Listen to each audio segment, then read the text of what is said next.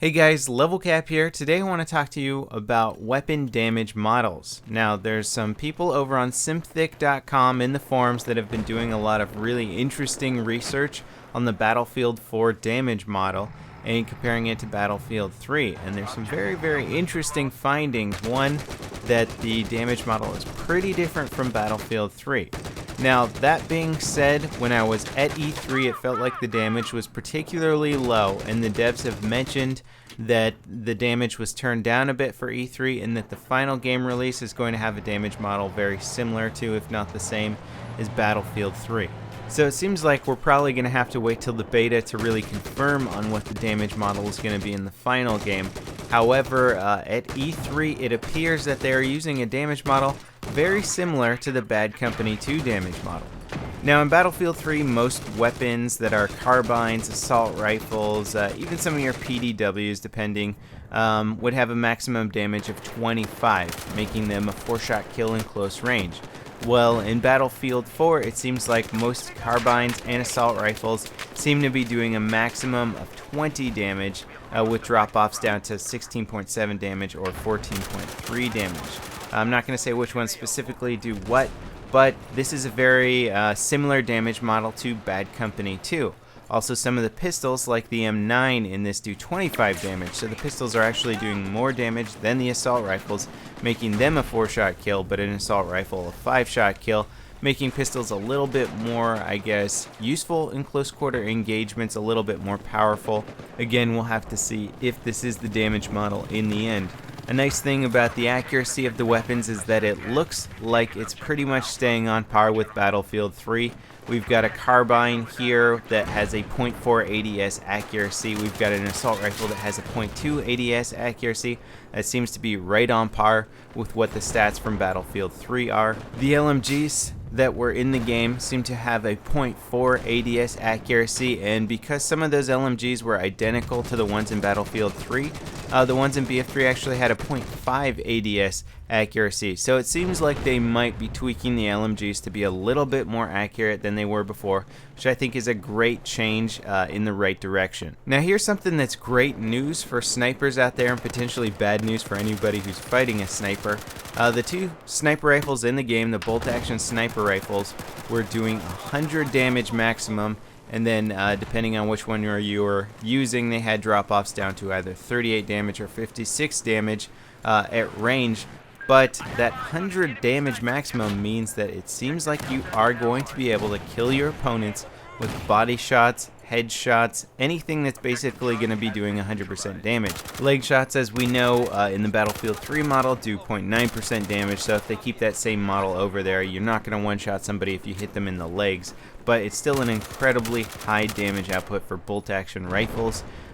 Here's something that I'm not sure if I'm reading the stats right on the forum, but it says the drop-off starts at 25 feet out and ends at 120 feet out. It might be meters, but it seems like that would be a little bit crazy for a bolt-action sniper rifle to have 100 damage all the way out to 25 meters. Who knows, maybe that is a good, accurate way to do it, but that means 25 meters or closer, you can one-shot anybody with a bolt-action in the head or chest, which is really impressive. Now, I'm sure the head multiplier is still going to be higher, so you'll still be able to one-shot people in the head from any distance with most bolt actions, but still to be able to one-shot them in the chest is going to be a huge change from Battlefield 3 and definitely shift some of the power back into the Recon's hands. Now, in my opinion, those are the most interesting weapon stats. If you want to pour through all those weapon stats that are listed out there, I'm going to leave the link to this forum in the video description down below. You can check it out, but what I'd like to move on to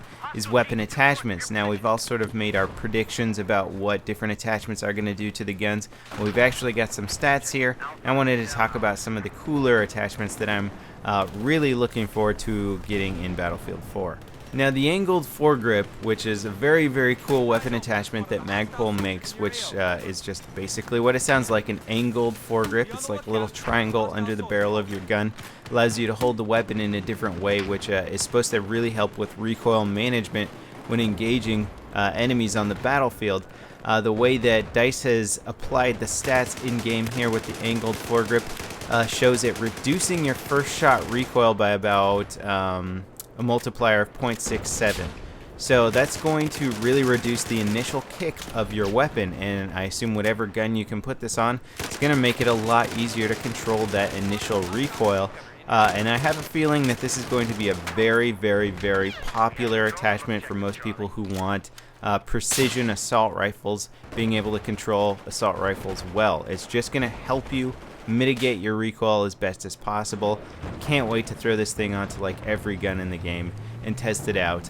As we all, if you're familiar with the Battlefield 3 stats, the first shot recoil is much higher than the follow-up shots. So it's usually a big kick, and then you can kind of mitigate the recoil after that because you have less recoil after that initial shot.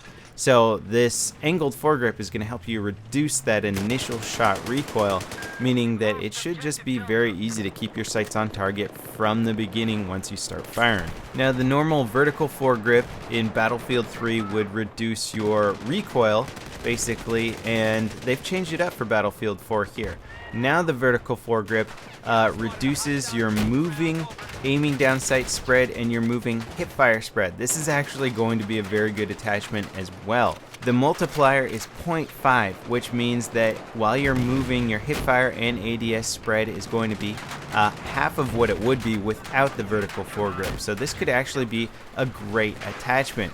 Now, what's cooler about the vertical foregrip is that it's not going to mess with your spread if you're standing still. In Battlefield 3, it would reduce your recoil but increase your aiming down sight spread, which people were kind of arguing about for a long time. It really didn't make any sense because the foregrip wouldn't really do that in real life, so it was just some sort of way to balance it out. But now the vertical grip is giving you a lot of abilities that really make sense with the weapon. It allows you to handle the weapon much more solidly, which makes sense for moving around. You should be able to maintain your target much better while on the move. So I can't wait to see how this is going to play out in game. It could be a great attachment for people who like to run and gun a lot.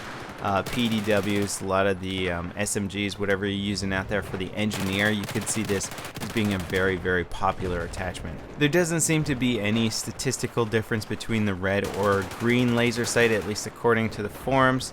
I was hoping that there might be some sort of minute difference between them, but it doesn't seem like it's going to be that way. For the most part, the other attachments seem like they're going to function very similarly to the ones in Battlefield 3. I'm most excited about those new grips and testing those out and seeing how they're going to work in-game. I think the biggest change here, if any of this damage model does go through, and again, it could be all completely different, is the maximum 20 damage on most of the assault rifles and carbines in the game. Now, in Bad Company 2, they had a modifier called Magnum Ammo, which would boost your regular damage output, and this would make it much closer to the Battlefield 3 damage model. So it remains to be seen if they're going to have something like Magnum Ammo for Battlefield 4, or maybe they'll just bring the weapon stats back up to where they were in Battlefield 3. Honestly, I love the weapon damage model in BF3. I'm hoping they can keep it similar to that, because if we're doing 20 damage maximum, it's going to take longer to drop every opponent. You're not going to be able to kill quite as many people with one magazine. And I think they found the sweet spot in BF3, and I want them to continue using that sweet spot. So that wraps it up for this video. Let me know in the comments what you guys think about this new potential damage model. If you think 20 damage would be a good way to go, or if you think it would be really detrimental to the gameplay. I'm going to have both the forum post and the minimum and maximum system requirement post linked in the video description if you guys want to check that out on your own. Thanks for watching, and I'll see you next time. This is LevelCap, signing off.